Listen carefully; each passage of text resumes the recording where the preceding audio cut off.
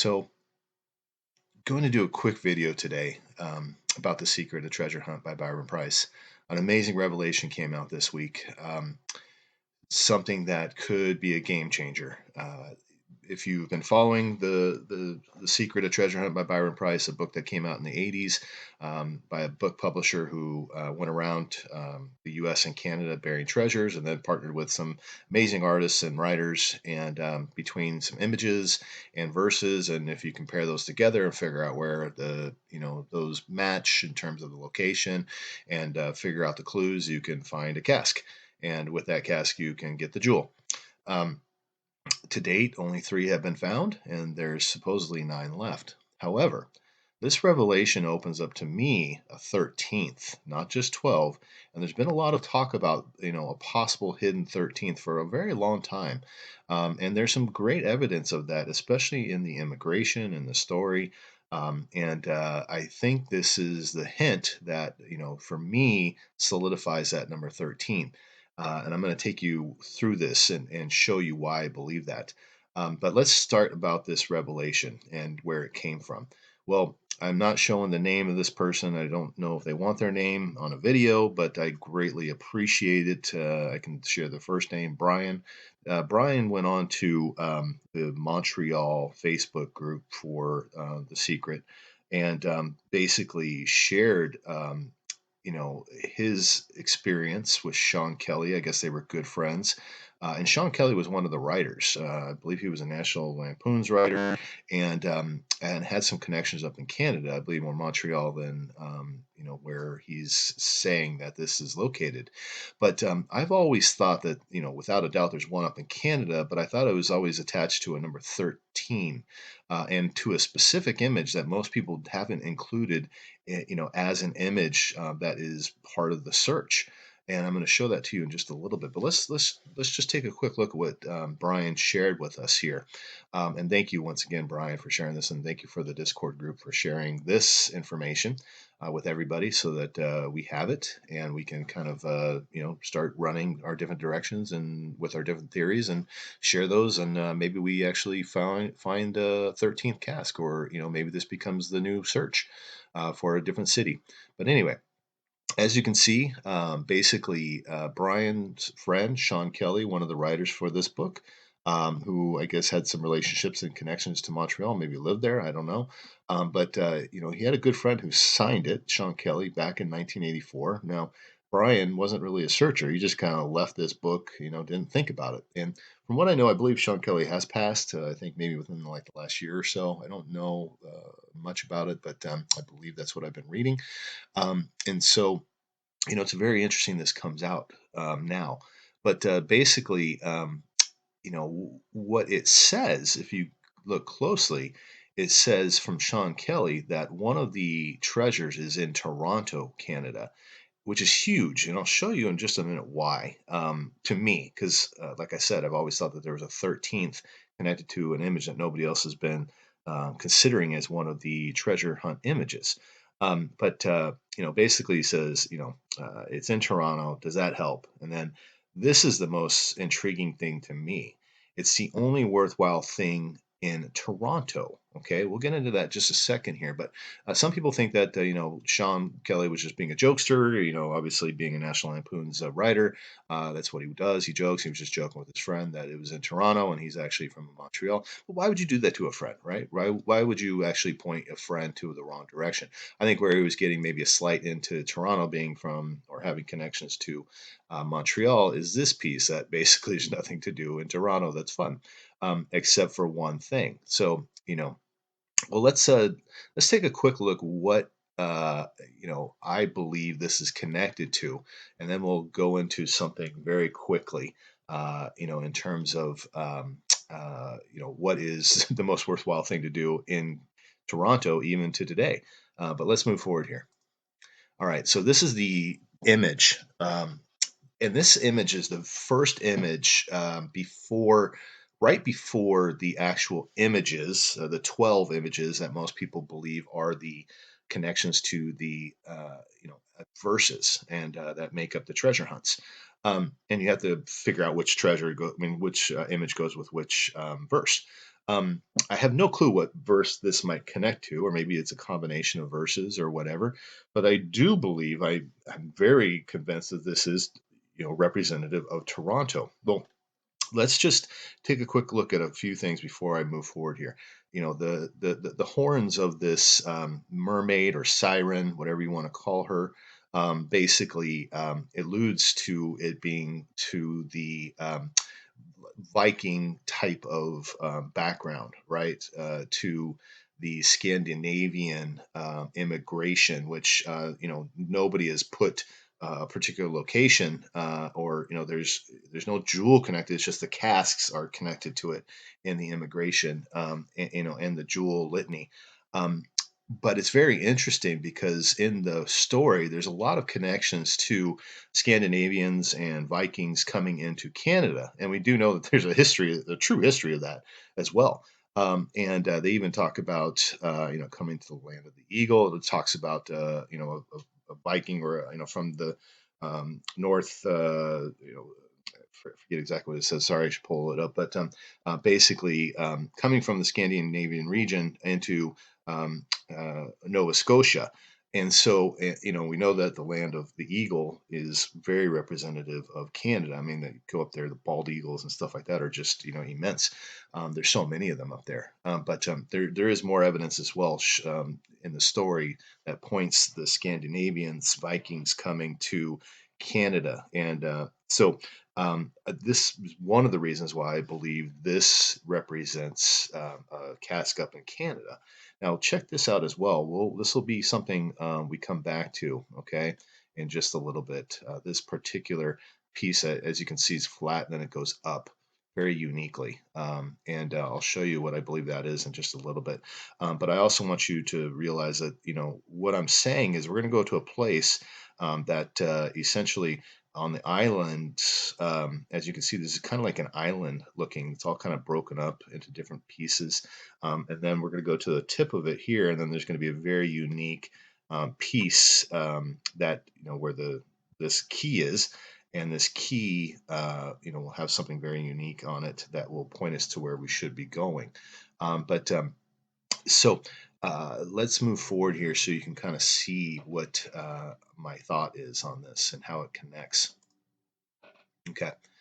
So to me, this image connects nicely, very nicely to the Toronto Islands. Okay, which is, it's not 100% likeness because he doesn't do it. He doesn't do things 100% when he creates them because it'll be too easy for people to figure out, right? If he made this exact image to this, what he does is he hides the image and some of the stuff throughout the entire image, and you kind of got to figure it out, right? So we do see this curve here, right? We see the curve, and we see this the backside curve, and we kind of see it kind of falls out this direction. And where I'm saying we're going to go is right here, right where this is, okay? Basically there's something right here, and there's a very unique island right here that connects to the native populations. We'll talk about that in just a little bit.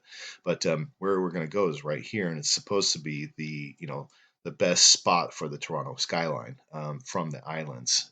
So of course he's going to take you to some place that's going to be highly beautiful and amazing, area. But we'll get into that just a little bit. Before we do that, though, I just want to point out. So this piece is here. You see most of the island. Now he hid, in my opinion, the airport, which has been around since like the 1930s, late 1930s, 40s, up in here. This is the airport. He didn't want to make it too obvious, right? So essentially this is the islands, but he hid part of the airport up in this section up here. Okay. Now remember some of the stuff I talked about here, the mermaid or siren, as well as what this is. But before we do that, I would just want to go and show you real quickly something that I think is very important. Remember how he said, go back to it real quickly so we can see it. Okay. He said, it is the only worthwhile thing in Toronto. This is Sean Kelly, the writer. Okay, so what's the only worthwhile thing in Toronto? Well, let's take a look what most people think the number one thing to do in Toronto is. This is even to today. 16 best things to do in Toronto. What's number one? Toronto Islands, number one. So, hey, maybe we're onto something here, right? And let's just keep going. So let's see here. Okay, so let's move forward here. So what's on the islands that helps us to kind of figure this out, and what's in the image? So we have Gibraltar Point, we have Gibraltar Point Lighthouse, we have Gibraltar Point, and we have New Gibraltar Beach. I believe this is a nudist beach. I could be wrong on that, but anyway. So there's three connections to Gibraltar. All right. Now, why does that matter? Well, let's move forward. Well, to me, it looked like, remember that section of the image up here, this section? I was like, man, that looks like Gibraltar Rock. And I was like, wow, no way, could it be? And then I saw this and I was like, oh my gosh, this is Gibraltar Rock.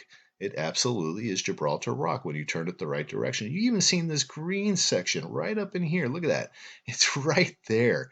I mean, come on. I mean, this is Gibraltar Rock. You even have the little green section in here. So he's referencing Gibraltar. He's referencing the different pieces of Gibraltar on the island. Now, of course, this is the real Gibraltar Rock. It's not in Toronto, nowhere near it. But he's using the Gibraltar Rock image to basically help us to see where we're going. In fact, there's also a mermaid cafe on the island as well. But let's move forward because there's actually there's a mermaid cafe. I don't know how long it's been there on the island. Let's go back real quickly. Sorry, I'm jumping around here. It's about right here. Okay, it's somewhere up in this area, maybe a little bit higher. But there is a mermaid cafe that you can get drinks and some food. I don't know how long it's been there and been called Mermaid Cafe.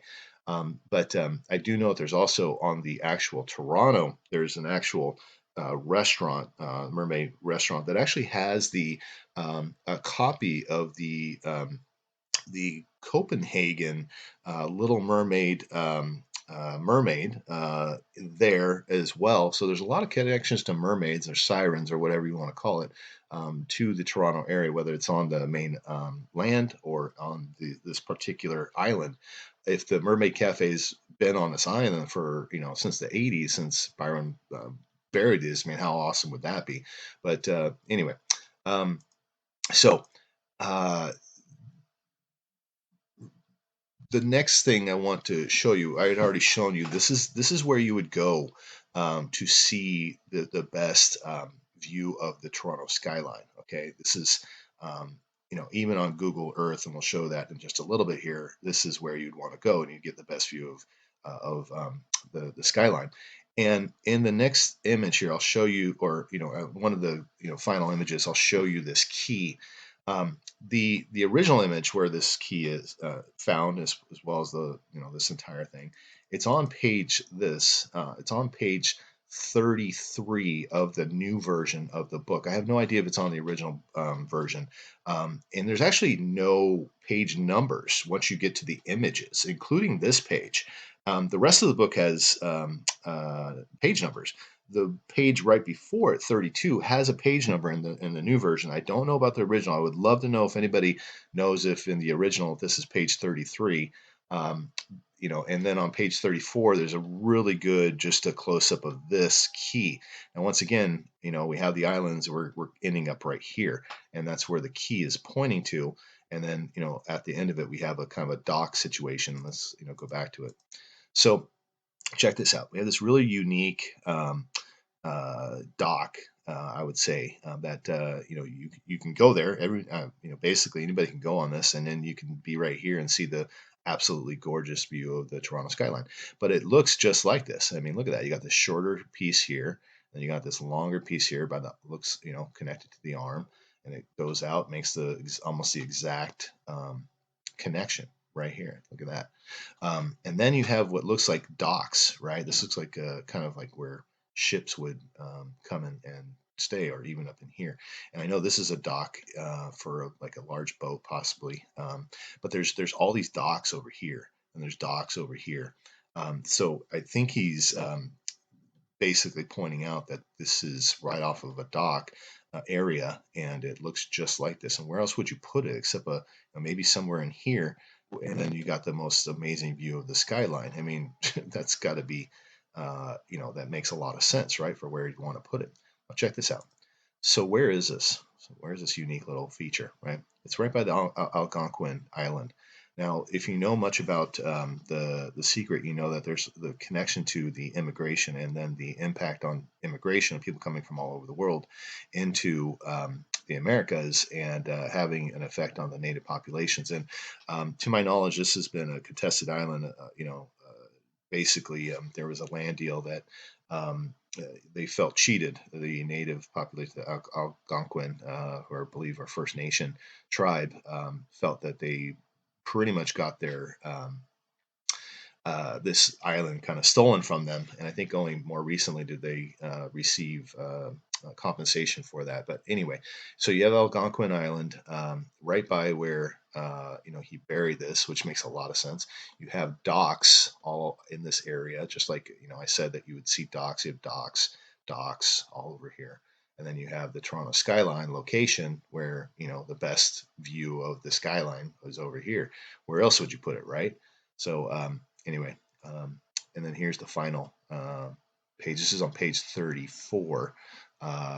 So it gives you a very good view of the actual key. And this is, I just wanted to show this to everybody so that maybe there's some people in Toronto that have been to this island where this kind of speaks to them in something. I mean, I have no idea what this connects to or possibly connects to. Think creatively here. It may not look exactly like this. Maybe this is features that looks kind of like a C. Maybe I don't know. This. I mean, there's some. Um, there's different. I'm not even sure what this looks like. Maybe a monkey or something. I have no idea. I don't want to. I don't want to assume, but maybe there's somebody this speaks to in Toronto. It could be features of the land. It could be something that you would see off of the Toronto skyline, something in nearby, that's possibly, that would help you to kind of figure out where the final piece is. Somewhere right around this on the island in this section, in my opinion, is probably where it's located, somewhere buried there. So anyway, that's it for today. I hope you enjoyed this, and I believe now there's a possible and very good potential for a 13th cask buried in Toronto on the Toronto Islands. All right, thank you so much.